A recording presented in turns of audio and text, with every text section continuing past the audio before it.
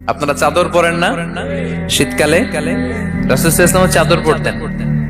রাসূল সাল্লাল্লাহু আলাইহি ওয়াসাল্লাম নাজরান দেশ থেকে আনা একটা চাদর পরেছেন, গলিজুল হাশিয়া। যেই চাদরের এই কর্নারের ডিজাইনটা ছিল খসখসে। কি ছিল? হঠাৎ এক বেদুইন এসে রাসূল সাল্লাল্লাহু আলাইহি ওয়াসাল্লামের চাদর ধরে টান দিল। টান দেওয়ার সাথে সাথে রাসূল সাল্লাল্লাহু আলাইহি ওয়াসাল্লামের ঘাড়ের এই চামড়া ছিঁড়ে গেল। এই খসখসে যেহেতু ডিজাইন চাদরের, ওই খসখসে ডিজাইন ঘাড় আর কাঁধের এখানে যখন টান খেলো, ওই খসখসে ডিজাইনের দাগ বসে গেল, রাসূলের চামড়া ছিঁড়ে গেল ঘাড়ে। সে টান দিয়ে বলে, ইয়া মুহাম্মদ মুরলি মিন মালিল্লাহ। আসছে ভিক্ষা করতে। মূলত ভিক্ষা চাওয়ার ডিজাইন দেখছেন? যার কাছে ভিক্ষা চাবে চাদর ধরে টান। এসে বলে, বেদুইন তাদের মধ্যে সভ্যতা ছিল না। ইয়া মুহাম্মদ, ও মুহাম্মদ মুরলি মিন মালিল্লাহ। ও মুহাম্মদ, আমার খাওয়ার মতো টাকা নাই, তুমি আদেশ করো বাইতুল মাল থেকে যেন আমারে কিছু টাকা দেয়। আসছে ভিক্ষা করতে। ভিক্ষা করতে আয়েশা চাদর ধরে দিছে টান, ঘাড়ের রগ চামড়া ছিঁড়ে গেছে। রাসূল সাল্লাল্লাহু আলাইহি ওয়াসাল্লাম ব্যথা পেয়েছেন। ফালতাফাতা ইলাইহি রাসূলুল্লাহ। আল্লাহ রাসূল সাল্লাল্লাহু আলাইহি ওয়াসাল্লাম তার দিকে তাকালেন, তাকিয়ে ফাদহিক, একটা মুচকি হাসি দিলেন।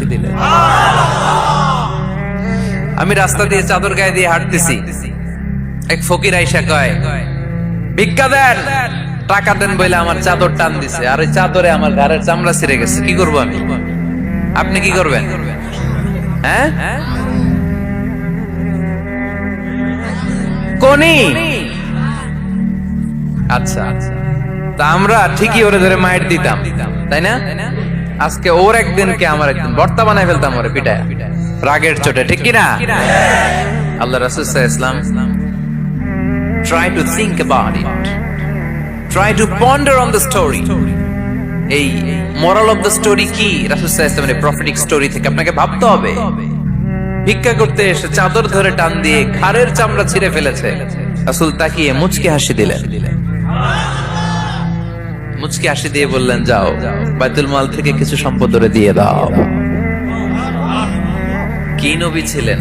তার মানে উনার গায়ে যত আঘাতই আসতো কখনো উনি রাখতেন, তবে মাঝে মাঝে রাখতেন। যদি আল্লাহর বিধান লঙ্ঘিত হতো তখন বিশ্বনবী রেগে যেতেন।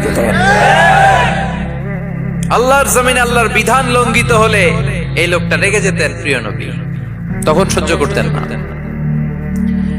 এক সাহাবী এসে বললেন, ইয়া রাসূলুল্লাহ, এমন ইমাম পাঠিয়েছেন আমাদের এলাকায়, বড় বড় সূরা দিয়ে নামাজ পড়ায়, এত বড় সূরা দিয়ে পড়ে, তার পিছনে দাঁড়িয়ে থাকার ক্ষমতা আমার নাই। এই কথা শুনে বিশ্বনবী রেগে গেলেন, কারণ ইসলামের বিধান এখানে লঙ্ঘিত হচ্ছে, ঠিক কিনা? এত রাগলেন, চেহারা আগুনের গোলার মতো লাল হয়ে গেল। এই সাহাবীকে ডেকে পাঠিয়ে ধমকালেন, খবরদার, তোমরা মানুষকে দিন থেকে ভাগিও না, সহজ করে ইসলামকে উপস্থাপন করো। জামাতের ইমামতির চান্স পেলে লম্বা কেরাত করো না, একটা মিডিয়াম স্ট্যান্ডার্ড রেখে কেরাত করবা, কারণ তোমার পেছনে অসুস্থ লোক থাকতে পারে, মুসল্লি, মুসাফির থাকতে পারে, তাই না?